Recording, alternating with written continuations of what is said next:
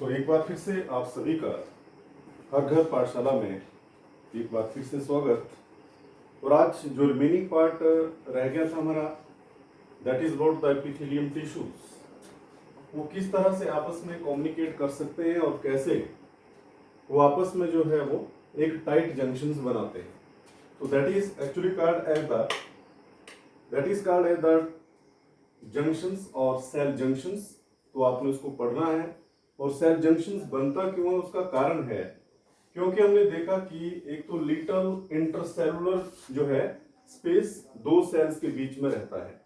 तो हमारे पास प्रश्न ही उठता है फिर वो आपस में इंटरएक्ट कैसे करते होंगे। So how they are interconnected with each other, और कैसे उनके बीच में एक जंक्शन जो है वो स्थापित होता है। और दूसरा है हमारे पास कि ये कितनी तरह का होता है। एक तो बहुत सिंपल सा होता है कि गैप जंक्शन जिसको हम कहते हैं, that is the communications for water and ions exchanges etcetera.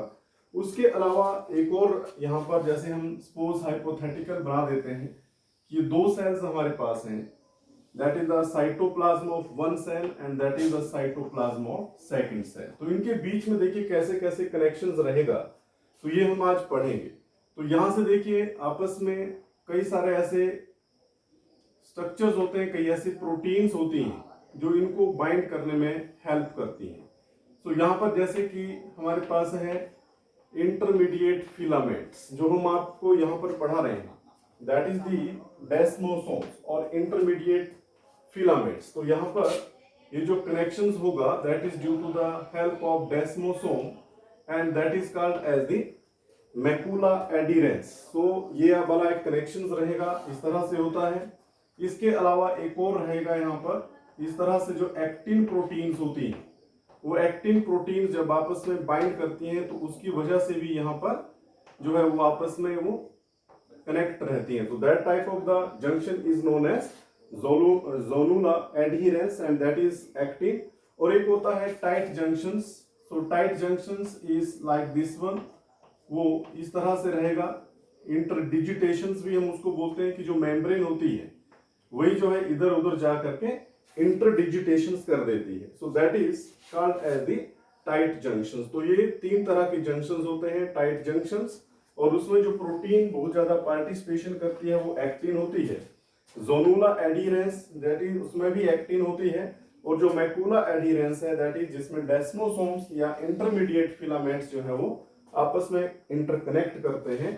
तो ये आपने तीन तरह के कनेक्शन समझ लेने हैं, ठीक है। कई बार क्या होता है कि सेल्स के अंदर जैसे गैप जंक्शंस होते हैं, तो गैप जंक्शन जो होते हैं दे आर मींट फॉर, ताकि ये सेल्स जो होते हैं आपस में कम्युनिकेट कर सकें। जो पानी यहाँ पर है, जब कभी भी एक सेल में ज्यादा होगा, किसी में जरूरत पड़ेगी तो वहां से, या आयंस का जो मूवमेंट है वो यहाँ से यहाँ, या वाटर का मूवमेंट यहाँ से वहां होता है, तो कम्युनिकेशन करने के लिए जो जंक्शन एक्चुअल में प्रेजेंट होता है दैट इज गैप जंक्शन। ये जो दोनों होते हैं ये वैसे इनको ये आपस में एडहिरेंस कहलाते हैं। ये ऐसे आपस में जंक्शंस होते हैं जो एक सेल को दूसरे सेल के साथ बाइंड अप करने में हेल्प करते हैं। तो ये आपने याद रखने हैं, these are the junctions in epithelial tissues. तो मैं इसको ऐसा समझ रहा था कि ये भी एक इंपॉर्टेंट पार्ट रहता है कि यू शुड नो कि how the epithelial cells are interconnected with each other. तो अगला जो हमारा मेजर टॉपिक आज का रहेगा वो है कनेक्टिव टिश्यू के बारे में। तो आप सभी जानते हैं कि जो कनेक्टिव टिश्यू है, जो नाम से ही मालूम हो रहा है, सबसे ज्यादा पाया जाने वाला जो टिश्यू है हमारी बॉडी के अंदर वो है कनेक्टिव टिश्यू। तो ये हमने पढ़ना है। जब कनेक्टिव टिश्यू की संरचना शुरू होती है, जब वो एम्ब्रियोनिक स्टेज में होता है, तो जो मेसोडर्म पार्ट होता है वो कनेक्टिव टिश्यू को बनाता है। हमने एपिथेलियल पढ़ा। एपिथेलियल जो है सबसे पहले बनने वाला टिश्यू होता है। एम्ब्रियोनिक स्टेज में जो सबसे पहला जो टिश्यू बनता है वो है एपिथेलियम। दूसरा, एवोल्यूशन के दौरान जो सबसे ज्यादा बनने वाला टिश्यू है, एवोल्यूशन में जो सबसे पहले बनने वाला टिश्यू है वो भी कौन था? Epithelial tissue. अब तीसरी बात मैं आपको समझा रहा हूं कि सबसे ज्यादा पाया जाने वाला जो टिश्यू है वो है कनेक्टिव टिश्यू। तो जैसे कि नाम से मालूम हो रहा है कि it will connect the connect करेगा ये बॉडी के पार्ट्स को ईच अदर, जैसे कि and it will provides, it will support structurally and functionally जो है एक दूसरे को वो सपोर्ट करता है। अब हम यहाँ पर इन दोनों चीजों को समझने की कोशिश करते हैं, आखिरकार ये ऐसा कनेक्टिव कैसे कर पाता है। जैसे अगर हमने पढ़ा कि जो एपिडर्मल सेल्स होते हैं, एपिथेलियल सेल्स होते हैं, जो भी हमने पढ़े, हमने आपको बताया कि उसके अंदर बेसमेंट मेम्ब्रेन होती है, वो अवस्कुलर होती है। तो यहाँ पर जितना भी जो कनेक्टिव टिश्यू होता है दैट इज प्रेजेंट हियर, वो यहाँ पर है। तो देखिए जैसे यहाँ पर मान लीजिए इसको फूड की जरूरत है, so that will be provided by connective tissue. तो यहाँ पर इसलिए वो फंक्शनली बहुत इंपॉर्टेंट हो जाता है। स्ट्रक्चरली क्योंकि यहाँ पर वो जो सेल्स होते हैं, जब कभी भी मान लीजिए किसी तरह का इन्फेक्शन स्किन के अंदर होता है, तो ये जो ब्लड सप्लाई यहाँ पर रहती है, उस ब्लड सप्लाई से जो मैक्रोफेजेस वगैरह होते हैं वो यहाँ पर आते हैं साइड पर, और इस तरह से उनके स्ट्रक्चर को और उनके फंक्शंस को मेंटेन करने में जो कनेक्टिव टिश्यू होता है वो बहुत ज्यादा इंपॉर्टेंट रोल प्ले करता है। सबसे जरूरी हमारे पास जो रहता है that is the connective tissues जो है वो कितनी तरह का होता है। तो let us start with connective tissue. तो जैसे नाम से पता है कि दे विल कनेक्ट, तो यहाँ पर जो कनेक्टिव टिश्यू होता है उसको आप एक जंगल की तरह समझ लीजिए। सपोज पहले हम इसको समझने की कोशिश करते हैं कि कनेक्टिव टिश्यू के अंदर क्या प्रेजेंट होता है।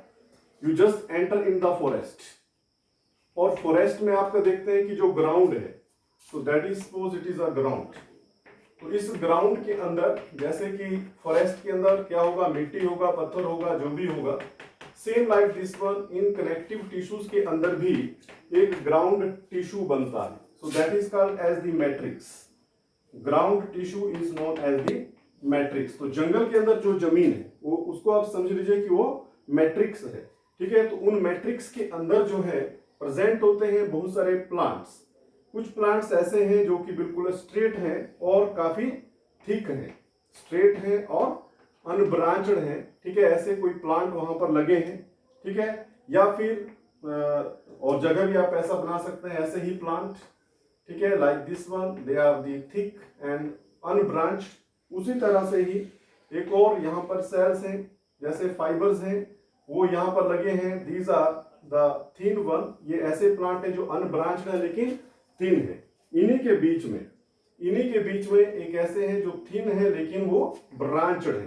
तो ये सब चीजें ऐसे आप समझ लीजिए कि ये फॉरेस्ट है, और उस फॉरेस्ट के अंदर तरह तरह के जो है वो जीव जंतु पाए जाते हैं, एनिमल्स पाए जाते हैं, जिनको हम नाम देंगे यहाँ पर सेल्स। तो इसके अंदर बहुत सारे अलग अलग तरह के सेल्स जो हैं आप देखेंगे, ठीक है। तो ये सारी चीजें जो हैं आपको समझ में आनी चाहिए, ठीक है जी। तो यहाँ पर ये सारा ऐसा स्ट्रक्चर हमारे पास एक्चुअली में मिलता है। तो जो मैं आपको अनब्रांच जो थिक सेल्स बता रहा हूं, ये जो फाइबर्स हैं, this is the most abundant, सबसे ज्यादा पाए जाने वाला ये फाइबर होता है, that is collagen. It is a collagen. और ये जो दूसरा है जो थिन है, that is called as the elastin. ये इलास्टिन होता है। और जो ब्रांचड है that is called as the reticulin और रेटिकुलेटेड। ये होता है रेटिकुलेटेड फाइबर्स। तो हमारे पास ये तीन तरह के फाइबर्स आप देख रहे हैं, इलास्टिन फाइबर्स, कोलेजन फाइबर्स, ठीक है। ये तीन तरह के मैंने आपको बता दिए। उसी जंगल में जैसे हम देखते हैं कि डिफरेंट तरह के एनिमल्स हैं, जैसे इनको फाइबर्स को बनाने वाले जो सेल्स हैं, इन फाइबर्स को बनाने वाले जो सेल्स हैं, they are actually the most abundant cells in our body are fibroblast. They are the fibroblast, ठीक है जी। तो यहाँ पर फाइब्रोब्लास्ट है। उसी तरह से यहाँ पर आपको एक और सेल दिख रहा है जिसको हम मास्ट सेल बोलेंगे, ठीक है। तो ऐसे कई सेल्स वहां पर आपको दिखेंगे, ठीक है। और इसी तरह से ही एक और बड़े बड़े सेल्स यहाँ पर देखते हैं, दैट इज द मैक्रोफेजेस।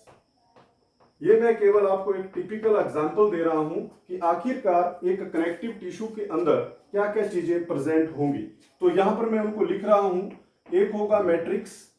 जिस तरह से जंगल का जो ग्राउंड है that is made up of small gravels हैं, वहां पर सैंड है, सिल्ट है। उसी तरह से ही जो मैट्रिक्स ऑफ कनेक्टिव टिश्यू है it is made up of number of glycans होते हैं इनके अंदर, which are just like phospholipids, sorry glycolipids होते हैं, ग्लाइकोलिपिड्स होते हैं, या फिर कई बार फोस्फोलिपिड्स होते हैं।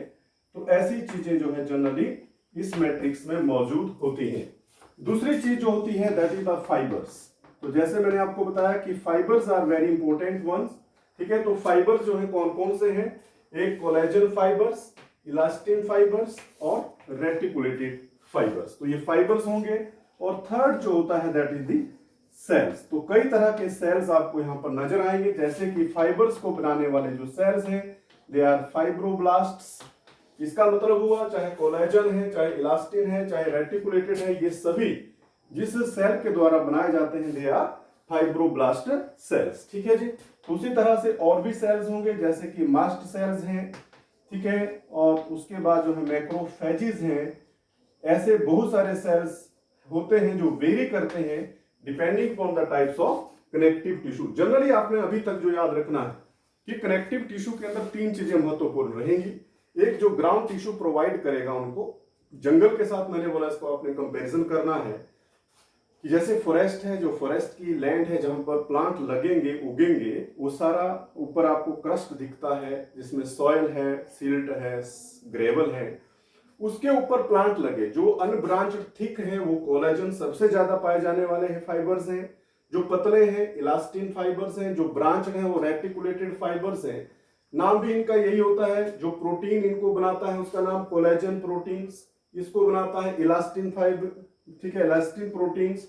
इसको जो बनाता है reticulin fibre proteins.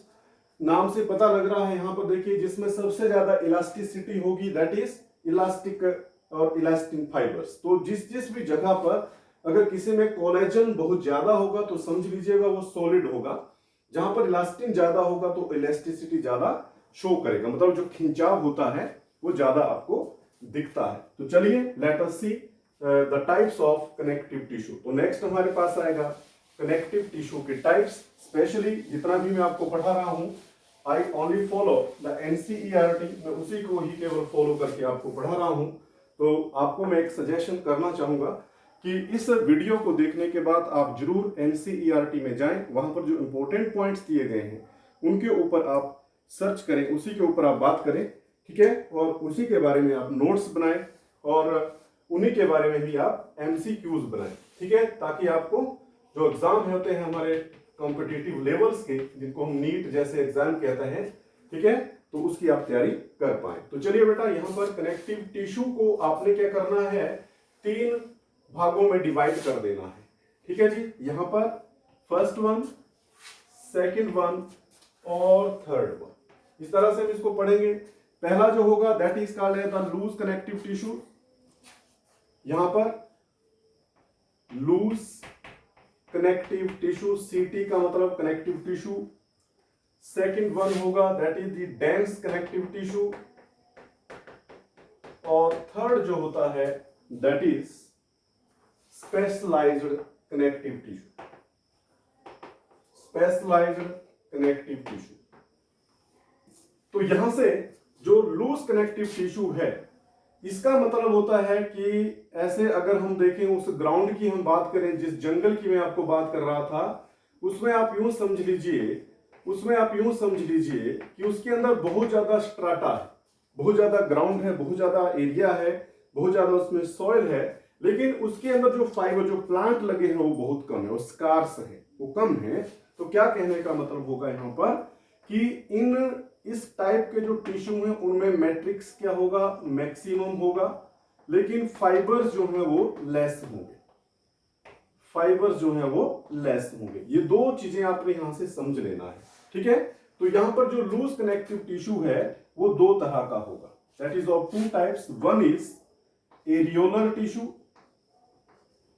Areolar tissue, और दूसरा जो होगा that is adipose tissue, areolar tissues और एडिपोज टिश्यू। समझते जाइए बेटा इसको। हमने लूज कनेक्टिव टिश्यू क्यों बोला इसको, क्योंकि इसमें मैट्रिक्स मैक्सिमम है लेकिन फाइबर्स बहुत कम है। होता कहां पर है, जनरली अगर आप देखेंगे तो इसको आपने लिखना, it is present beneath the skin. ये स्किन के नीचे ही दोनों जो है वो पाए जाते हैं, जो टाइप्स हैं उसमें पाए जाते हैं। ठीक है जी, तो यहाँ पर इनको वन बाय वन आफ्टर पढ़ेंगे, लेकिन पहले हम इनको पढ़ लेते हैं। तो डेंस कनेक्टिव टिश्यू फिर दो तरह के होंगे, वो भी एक होंगे डेंस जो रेगुलर होंगे, उनमें जो फाइबर्स होंगे वो रेगुलर अपीयरेंस देते हैं, इसलिए वो डेंस रेगुलर कहलाएंगे। और जिसमें फाइबर जो है वो इधर उधर फैले हुए हैं, ज्यादा वो रेगुलरिटी शो नहीं करेंगे, they will be known as dense irregular connective tissue. ये जो डेंस रेगुलर हैं, they are again of two types, ये फिर दो तरह के होंगे। इनमें होगा टेंडन और एक होगा लिगामेंट, एक होगा टेंडन और एक होगा लिगामेंट। ठीक है जी, तो ये आपने पढ़ना है। जहां पर हम स्प्रेन होते हैं कई बार हमें, ठीक है, मोस जिसको बोलते हैं, मोस आ जाती है पैरों में, ठीक है, तो उस तरह से तो टेंडन या लिगामेंट के खिंचाव की वजह से वो होती है, लिगामेंट के खिंचाव की वजह से होती है। यू नो दैट टेंडन जो होता है वो जो होता है that connect muscle to bone, और ये बोन टू बोन, ये जो है आपस में कनेक्शन करते हैं। तो डेंस कनेक्टिव टिश्यू यहां पर पढ़ेंगे हम उनका स्ट्रक्चर्स। डेंस इरेगुलर टिश्यूज ये केवल बहुत कम होता है, and just below the skin आपको ये मिलेगा, बहुत कम होता है, ठीक है, लेकिन उसमें इरेगुलर होते हैं जो फाइबर्स हैं। जो स्पेशलाइज्ड है, it is again of two types, ये फिर दो तरह के होंगे। एक होगा जो स्केलेटल के साथ रिलेटेड होगा, that is called as skeletal connective tissues, और एक होगा which is arranged with the fluid, that is a fluid type. ये स्केलेटल होगा और ये फ्लूइड टाइप होगा। स्केलेटल में हमारे पास होंगे प्रेजेंट बोन होगा, और यहां पर हमारे पास कार्टिलेज होगा, बोन और कार्टिलेज होगा। जैसे कार्टिलेज आप देख सकते हैं, हमारे जो पीना है यहां पर प्रेजेंट होगा, बहुत लूज है, देखिए, ठीक है, इस तरह से। और टिप ऑफ जो हमारा नोज है वहां पर ये प्रेजेंट होते हैं। फ्लूइड जो होते हैं they are of again two types, एक होगा हमारे पास ब्लड और एक होगा हमारे पास लिम्फ। तो ये बेटा जिस भी बच्चे को अगर कनेक्टिव टिश्यू को हमेशा याद रखना है तो इस क्लासिफिकेशन को जरूर याद रखना है। बहुत आसान है। हमने पढ़ा कि पहले लूज कनेक्टिव टिश्यू है, उसमें लूज इसलिए उसको नाम दिया क्योंकि उसमें मैट्रिक्स बहुत ज्यादा है। अगर हम डेंस की बात करें तो यहां पर जो मैट्रिक्स है वो कम होगा। मैट्रिक्स प्रोपोर्शंस की बात करते हैं हम, इतना कम नहीं कि बहुत ज्यादा, मतलब ऐसा नहीं। मैट्रिक्स और फाइबर्स का अगर हम कंपैरिजन करें तो इसमें फाइबर्स ज्यादा हो जाएगा, इसमें फाइबर्स ज्यादा हो जाएगा, इसमें मैट्रिक्स कम हो जाएगा, इसलिए वो डेंस है। लेकिन जो फाइबर्स है वो अपने आप को रेगुलरली अरेंज करते हैं, तो उसको बोलते हैं डेंस रेगुलर कनेक्टिव टिश्यू। और अगर वो इरेगुलर है तो उसको बोलेंगे डेंस इरेगुलर टिश्यू, इसलिए नाम हो गया। स्पेशलाइज्ड जो है वो दो तरह का है, जो स्केलेटल है, जो हमारा स्केलेटल सिस्टम बनाता है। देखो एक बात आपको सभी को पता होना चाहिए कि जब हम बात करते हैं कि एम्ब्रियोनिक स्टेज जब होती है, जब बच्चा जो है केवल गर्भावस्था के लगभग 1 से 2 महीने का जब तक होता है, तो उसको हम नाम देते हैं एम्ब्रियो। जैसे वो 2 महीने का होता है हम उसको नाम बोलने लग जाते हैं फिटस। कभी आपने ध्यान दिया होगा या आप ध्यान दीजिए कि ऐसा क्यों कहा जाता है। तो बेटा यहां पर जब एम्ब्रियोनिक स्टेज पर हम देखते हैं, तो अगर हम इन दोनों की बात करें तो एम्ब्रियोनिक स्टेज जो होती है उसमें ज्यादातर आपको दिखेगा कि केवल कार्टिलेज ही होती है बॉडी के अंदर, और फिर उनके अंदर बोन्स बनना शुरू होती हैं। That is called as the ossification. Ossification हम उसको बोलते हैं। आप सभी को मालूम है कि 206 बोन्स हैं, लेकिन बचपन में अगर हम देखें तो they are more in numbers, they are more in numbers. तो आपसे भी प्रश्न पूछा जा सकता है कि बोन्स बच्चों में ज्यादा होती है, मतलब जब बच्चा ग्रो कर रहा होता है तब एम्ब्रियोनिक स्टेज से, या फिर एडल्ट में ज्यादा होती है। तो आपको याद रखना है कि एडल्ट में कम होंगी, क्योंकि वहां पर ऑसिफिकेशन होता है कि जो हड्डियां होती हैं वो आपस में कई जुड़ती हैं, कई फ्यूज्ड हो जाती हैं।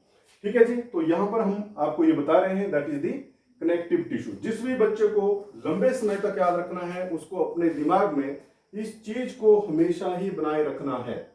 ठीक है जी, तो ये बहुत इंपॉर्टेंट चीज है कि कनेक्टिव टिश्यू में आप कितनी चीजें पढ़ रही हैं। इसीलिए पूरी बॉडी को अगर आप ध्यान से देखें, पूरी बॉडी को अगर ध्यान से देखें तो इसीलिए ये सबसे ज्यादा है। सबसे ज्यादा इसलिए भी है क्योंकि ये स्किन का पार्ट है।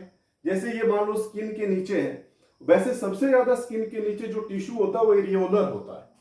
आपको मालूम होगा कि सबसे बड़ा ऑर्गन कौन है बॉडी का, दैट इज द स्किन। तो स्किन के नीचे जो टिश्यू हो वो भी सबसे ज्यादा होगा, इसलिए सबसे ज्यादा जो है वो एरियोलर है। बहुत सारी चीजें मैंने बताई आपको, सबसे ज्यादा कनेक्टिव टिश्यू है पूरी बॉडी में, उसमें सबसे ज्यादा कौन आ गया, अब एरियोलर आ गया। तो एरियोलर सबसे ज्यादा पाए जाने वाला कनेक्टिव टिश्यू होगा। ठीक है जी, तो यहां पर हम आगे बढ़ेंगे with diagram and we will start with the loose connective tissue. ये देख लीजिए, आप इसको ध्यान में रखिएगा, ऐसे ही आप इसको बना लीजिए।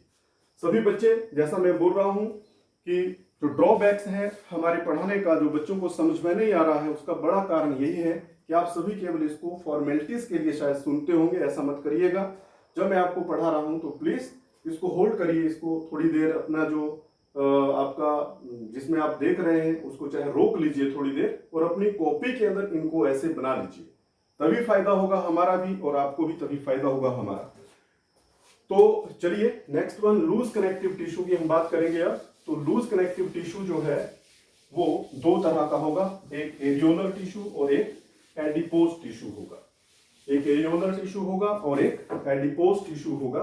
तो चलिए यहां पर हम लूज कनेक्टिव टिश्यू, नाम मैंने बता दिए कि इसको लूज कनेक्टिव टिश्यू क्यों कहेंगे, जहां पर मैट्रिक्स जो है वो मैक्सिमम होगा और जो फाइबर्स होंगे वो कम होंगे। प्रोपोर्शंस की बात हम कर रहे हैं, प्रोपोर्शंस की बात हम कर रहे हैं। तो यहां पर जो लूज कनेक्टिव टिश्यू है इसमें एक हो गया बेटा एरियोलर, एरियोलर हो जाएगा, और दूसरा जो है वो एडिपोज हो जाएगा। एक एरियोलर हो जाएगा और एक एडिपोज हो जाएगा। दोनों का डायग्राम एकदम से बनाएंगे हम सभी, मेरे साथ बना लीजिए सभी बेटा। इस तरह से आपने बॉक्स बना लेना है, उस बॉक्स के अंदर ही हम केवल ये बनाएंगे। इसके अंदर भी आप दो बॉक्स बना लीजिए, दो बॉक्स आपको बना रहा हूं मैं, एक एरियोलर के लिए हम बनाएंगे और एक एडिपोज के लिए बनाएंगे। This one is here. अगर आप अपनी एनसीईआरटी की बुक देखेंगे तो आपको ऐसा एक सेल दिखेगा, you will find out such type of the cells here and this is actually called as the fibroblast. ये है वो फाइब्रोब्लास्ट। ये डायग्राम कई बार नीट के एग्जाम में बहुत बार एज सच जो है वो पूछा जाता है, फाइब्रोब्लास्ट, फाइब्रोब्लास्ट। कई बार ये डायग्राम दिया जाता है और आपको बोला जाता है कि पहचानो इसको, ये कौन है। ठीक है, तो आपने पहचान लेना इसको, ये फाइब्रोब्लास्ट है। इसमें से अब अगर थिक वाली, ऐसे थिक वाले फाइबर जब निकलते हैं ऐसे, तो ये जो थिक वाले फाइबर्स होंगे, these thick fibers, these are actually called as the collagen। ये है कोलेजन, ये है कोलेजन। और उसके बाद इसके अंदर जो पतले वाले होंगे, इस तरह से भी होंगे, they are known as the elastin fibers, elastin fibers। साथ में क्या बना है, अपनी नोटबुक, अपनी किताब देखिएगा एनसीईआरटी की, उसमें देखिए बनाया गया डायग्राम है, इस तरह से आपने बनाना है इसको। ठीक है जी, इस तरह से। And these are the larger cells, और इनको बोलेंगे हम, इनको नाम दिया गया है macrophage, they are known as macrophage. ठीक है, और एक और यहां पर सेल बनाया गया है and that is also very very important one. इस तरह से दो मैं बना रहा हूं, एंड ब्लू से जो मैंने बनाया that is the mast cell, that is the mast cell. तो बच्चे यहां पर फाइब्रोब्लास्ट क्या कर रहा है, फाइबर्स बना रहा है, बहुत इजी हो गया। मैक्रोफाज क्या करता है, यहां पर ये बड़ी बड़ी चीजों को खा जाता है, एंगल्फिंग करता है, डिफेंस के लिए इंपॉर्टेंट हो जाएगा हमारे लिए, एंगल्फिंग ऑफ बैक्टीरिया या वायरस या किसी और चीज को। ठीक है, मास्ट सेल जो होता है that is, you know that it is important, it will produce heparin, जो कि एंटी कोगुलेंट होता है। जब कभी हमें कट वगैरह लगता है या हमें जो एलर्जी हो जाती है कई बार, इसलिए हम कहते हैं कि IgE नाम की जो इम्यूनोग्लोब्युलिन्स होता है that is secreted by mast cell. तो आपने ध्यान देना है इसमें। एक ये प्रोड्यूस करता है सीरोटोनिन, सीरोटोनिन जो है एक वैसोकंस्ट्रिक्टर होता है, वैसोकंस्ट्रिक्टर होता है, हमारे ब्लड प्रेशर को बढ़ाता है। उसी तरह से ही एक जो है हिस्टामाइन होता है, हिस्टामाइन होता है, हिस्टामीन इसको बोलते हैं हम generally. That is a vasodilator. वो जो है हमारे बीपी को लो करता है, ब्लड प्रेशर को लो करता है। ये हमारे काम आता है जब हमें थोड़ी बहुत कई बार इन्फ्लेमेशन होता है, किसी तरह का कोई चीज काट जाता है या किसी चीज की हमें एलर्जी हो जाती है, तो उस दौरान ये सब चीजें आप देखें कि हमारी बॉडी में जिसमें रैश आ जाते हैं, रेड कलर के रैशेज आ जाते हैं, उस वक्त ये सारी चीजें घटती हैं, अपने आप क्रमशः घटती हैं।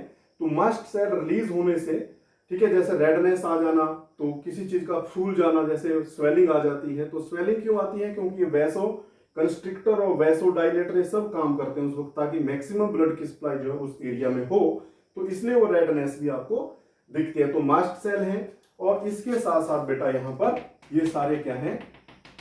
ये है मैट्रिक्स। बहुत ही ज्यादा मैट्रिक्स है, इसलिए आप उसको चाहे ऐसे बना लीजिए, बहुत ज्यादा मैट्रिक्स है, ठीक है, इस तरह से। तो ऐसे ये जो स्ट्रक्चर बना ये है एरियोलर। अब हम बात करेंगे कि आखिरकार प्रेजेंट कहां पर होता है। तो it is present below the skin. तो क्या करता है वो? स्किन को क्या करता है? वो स्ट्रक्चरल देता है, स्ट्रक्चरली उसको स्टेबल करता है, structurally stabilise the skin, stabilise करता है वो, ठीक है। और उसके बाद एक और पॉइंट हम इसके बारे में पढ़ेंगे, and that is it is very important for connections of the epithelium. तो ये जो एरियोलर टिश्यू होता है, it bind the muscles to skin. ये बहुत इंपॉर्टेंट पॉइंट आपने याद रखना है एरियोलर के बारे में, कि जो एरियोलर टिश्यू होता है वो मसल्स और स्किन को आपस में जोड़ने का काम करता है। तो ये आपने डिफरेंस भी पढ़ना बाद में, एरियोलर और एडिपोज में, बाद में हम जब पढ़ेंगे। तो एडिपोज टिश्यूज में जो हमारे पास सेल्स होंगे वो आप पढ़ेंगे, यहाँ पर उनके पास होंगे एडिपोसाइट्स। सबसे इंपॉर्टेंट जो चीजें रहेंगी वहां पर वो एडिपोसाइट्स रहेंगी। तो यहाँ पर ऐसे आपने बनाना है, that is again from the NCERT, वहीं से हम ये एग्जांपल ले रहे हैं, आप देख सकते हैं अपनी कॉपी के अंदर, किताब के अंदर। तो यहाँ पर आपको न्यूक्लियस दिखाया गया है, यहाँ पर वो फैट सोल्यूबल सेल्स हैं, they are the fats containing cells. आप उनको ऐसे भी बना सकते हो, ऐसे भी बना सकते हो आप उनको, ठीक है, ऐसे उनका न्यूक्लियस है, and that is the fat filled cells जो आपको यहाँ पर दिख रहा है। So this is very important one, adipocytes. तो एडिपोसाइट जो होते हैं they are actually the fat cells. तो ये फैट सेल्स होते हैं। इसके साथ साथ बहुत ज्यादा फाइबर्स इनमें, सॉरी मैट्रिक्स इसमें नहीं होता है बहुत ज्यादा, इसमें केवल आपको ज्यादातर ये फैट सेल्स ही दिखते हैं, और they are also present below the skin. ये भी आपको कहां पर दिखते हैं? बिलो द स्किन यहाँ पर दिखते हैं, लेकिन इनका काम बहुत ज्यादा हो जाता है depending upon the concentration of the mitochondria. Mitochondria के अधिक होने से या कम होने से, या इनके कलर के आधार पर हमारे पास दो तरह के फैट्स होते हैं। एक को बोलते हैं हम व्हाइट फैट्स, और एक को बोलते हैं हम ब्राउन फैट, ब्राउन फैट। तो जैसे कि व्हाइट फैट जो होते हैं they are having less mitochondria, इनमें कम माइटोकॉन्ड्रिया होते हैं, they are having a maximum mitochondria. उसके आधार पर इसका मतलब हुआ कि दे आर मोर एनर्जेटिक। तो ज्यादा इरेशन, एरोबिक रेस्पिरेशन करने के लिए माइटोकॉन्ड्रिया यहां पर होगा, ठीक है। तो यहां पर जो व्हाइट वाला है इट इज फाउंड इन, यहां पर एग्जांपल दिख रहा है आपने, हम्प ऑफ कैमल, कैमल के हम्प में आपको दिखेगा व्हाइट, और दूसरा ब्लबर ऑफ व्हेल, जो व्हेल के जो स्किन होती है उसके नीचे होता है ब्लबर, बहुत इंपॉर्टेंट पार्ट है, क्योंकि आप सभी को पता है कि जो मेरीन ऑर्गेनिज्म है they will not drink the salt water, क्योंकि जहां पर वो रहते हैं समुद्र में तो उसका पानी वो नहीं पिएंगे। तो कहां का पानी पिएंगे? जो फैट है उनके अंदर उसका मेटाबॉलिज्म होता है। तो जो फैट के मेटाबॉलिज्म से जो पानी निकलता है उसको वो यूज करते हैं अपने मेटाबॉलिक रिएक्शंस के लिए।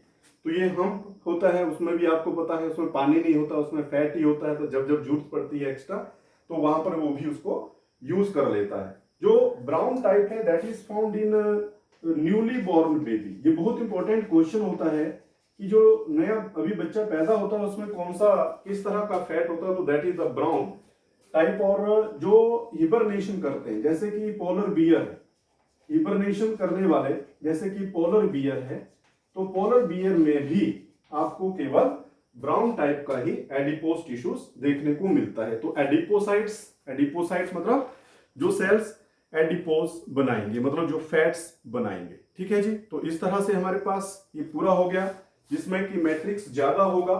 ठीक है, इसमें कि मैट्रिक्स ज्यादा होगा लेकिन फाइबर्स कम होंगे। ठीक है, थोड़े बहुत फाइबर्स आप यहाँ पर बना सकते हैं, इलास्टिन्स वगैरह, ठीक है, या रेटिकुलिन्स वगैरह, तो आप उनको यहाँ पर बना सकते हैं। ठीक है, तो दूसरे सेल्स भी हो सकते हैं, ऐसा नहीं है इनके अंदर दूसरे सेल्स भी होंगे जैसे फाइब्रोब्लास्ट वगैरह हैं, लेकिन सबसे ज्यादा इन दोनों में क्या डिफरेंस है कि इसमें एडिपोसाइट्स होता है, इसमें कम एडिपोसाइट्स या होते ही नहीं है। ठीक है, तो इस तरह से आपने इनको देख लेना है। तो छोटे छोटे क्वेश्चंस आपको यहां से करने हैं। What is the importance of the mast cell, है ना, या what is the function of areolar cells. तो एडिपोज का काम क्या हुआ बेटा, इट विल प्रोवाइड हीट। सबसे बड़ा काम ये है कि हीट इंसुलेटर होता है। ठीक है, तो जब जब ये हमारी बॉडी में होगा तो वो हीट प्रोवाइड करता है। जितने भी हम एक्स्ट्रा फूड खाते हैं, जब कभी भी जिनको भी एक्स्ट्रा हैबिट होती है, एक्स्ट्रा फूड जो खाते हैं, उन लोगों को मैं बता देना चाहता हूं कि उनके अंदर जो फैटनेस है वो ज्यादा होने का कारण वही होता है, क्योंकि जो एक्स्ट्रा फूड है जो डाइजेस्ट नहीं हो पाता है, that will be converted into the fat, वो केवल फैट में ही बदल जाता है। तो ये आपने याद रखना है, that is about the loose connective tissue. तो ये इतना ही इसके बारे में पढ़ेंगे। ठीक है, नेक्स्ट हम पढ़ेंगे about the dense connective tissue. तो डेंस कनेक्टिव टिश्यू में बिल्कुल अपोजिट हो जाएगा, वो जो लूज कनेक्टिव टिश्यू है उसके बिल्कुल अपोजिट होगा, और वहां पर हम पढ़ेंगे that is called as the dense connective tissue. Dense connective tissues ये हम पढ़ेंगे, और उस डेंस कनेक्टिव टिश्यू में भी हम लिख देंगे कि जिसमें मैट्रिक्स जो है वो कम होगा लेकिन फाइबर्स जो है वो ज्यादा होंगे। मैट्रिक्स कम होगा और फाइबर्स ज्यादा हो जाएंगे। ठीक है, मैट्रिक्स कम होगा और फाइबर्स ज्यादा हो जाएंगे, उनको हम बोलेंगे डेंस कनेक्टिव टिश्यू। और ये भी दो तरह के होंगे, मेरे साथ बना लीजिएगा पहले, फिर उसके बाद इनके बारे में चर्चा करेंगे। तो दो बॉक्स यहां पर भी उसी तरह से बना लीजिए। ठीक है, इस तरह से जो भी बच्चे सो करके इन टॉपिक्स को पढ़ रहे हैं, ठीक है, या चलते फिरते पढ़ रहे हैं, उनको समझ में नहीं आएगा। इसके लिए बैठना पड़ेगा, इसके लिए आपको थोड़ा सा हिलना डुलना पड़ेगा, एक प्रॉपर जगह पर आपको बैठना पड़ेगा, एक प्रॉपर वे से अंडरस्टैंडिंग करना पड़ेगी, तभी ये समझ में आएगा, तभी हमारी जो मेहनत है वो काम आने वाली है। वरना सभी कहते रहिए कि कुछ भी यहाँ पर नहीं हो रहा है। ठीक है जी, तो चलिए हम तो अपनी तरफ से जितना हो रहा है वो करेंगे, आप क्या करेंगे वो आपकी मर्जी है। तो बेटा यहाँ पर ये जो सेल्स मैं आपको दिखा दे रहा हूं, ठीक है, ये सारे कनेक्टिव टिश्यूज के जो सेल्स हैं। ठीक है, तो इसके अंदर जो फाइबर्स हैं वो इस तरह से आपने बनाने हैं। चलिए मैं दूसरे पेन से बनाता हूं। इस तरह से आपने वो फाइबर्स बनाने हैं, बिकॉज दे आर रेगुलर, यहां से वहां पैरेलली चले, run parallelly like this one. तो इसीलिए इनको हम डेंस रेगुलर कनेक्टिव टिश्यू का नाम दे देते हैं। So they are called as regular dense tissue. ठीक है जी, तो यहां पर ये प्रेजेंट होंगे। अब अगर हम इनको बनाएं तो यहां पर आपने एक फाइबर्स इधर जैसे बना देने, एक फाइबर्स यहां जैसे बना देना, एक यहां पर बना देना, कुछ यहां जैसे बना देना, कुछ इस तरह से बना देना। अब यहां से इन दोनों की शक्लें अगर आप देखें, डायग्राम्स अगर आपको दिख रहा होगा, तो यहां से आपको समझ में आ रहा है कि यहां पर जो फाइबर्स हैं वो अपने आप को क्या कर रहे हैं, पैरेलली एक जगह से दूसरी जगह को ले जा रहे हैं, जबकि यहां पर ऐसा नहीं है। जबकि यहां पर ऐसा नहीं है, तो यही चीज आपने समझनी है कि ऐसा क्यों यहां पर होता है, कि इनके नाम जो है वो डिफरेंट क्यों हो जाते हैं। ठीक है जी, तो यहां पर इनको बोलेंगे हम रेगुलर, इनको बोलेंगे हम रेगुलर डेंस टिश्यूज, और इनको बोलेंगे हम इरेगुलर डेंस टिश्यूज। ठीक है, तो यहां पर आप देखेंगे कि these are again of two types, ये दो तरह के होंगे। एक का नाम हो जाता है टेंडन, और एक का नाम हो जाएगा लिगामेंट, एक का नाम हो जाएगा लिगामेंट। तो यहां पर स्प्रेन से जुड़ा हुआ जो हमारा स्ट्रक्चर है दैट इज दी लिगामेंट। जब हमें मॉल्स आ जाती है, जब हम चलते हैं तो कई जगह हमारा जो मूवमेंट है कई दिनों तक रुक जाता है, तो लिगामेंट में इंजरी जब हो जाती है तब हमें यहां पर ये देखने को मिलता है। ठीक है जी। तो टेंडन जो है वो क्या है, टेंडन इसमें आपने याद रखना है सभी ने, large basketball, large basketball to my brother, large basketball to my brother. यहां पर देखिए एल फॉर लिगामेंट, जो बोन से बोन को जोड़ेगा दैट इज दी लिगामेंट। जो टी फॉर टेंडन, जो मसल से बोन को जोड़ेगा दैट इज दी टेंडन। तो ये आपको याद रहेगा, कभी भूलेंगे नहीं आप। Large basketball to my brother, ligament मतलब लार्ज बास्केटबॉल। लिगामेंट किसको जोड़ता है, बोन से बोन को जोड़ता है। टेंडन किसको जोड़ता है, मसल से बोन को जोड़ता है। तो ये कितना बड़ा मजबूती हमारी बॉडी में फ्रेमवर्क का काम कर रहा है। तो इसका फंक्शन तो आप लिख सकते हो ऐसे कि it provide framework to our body.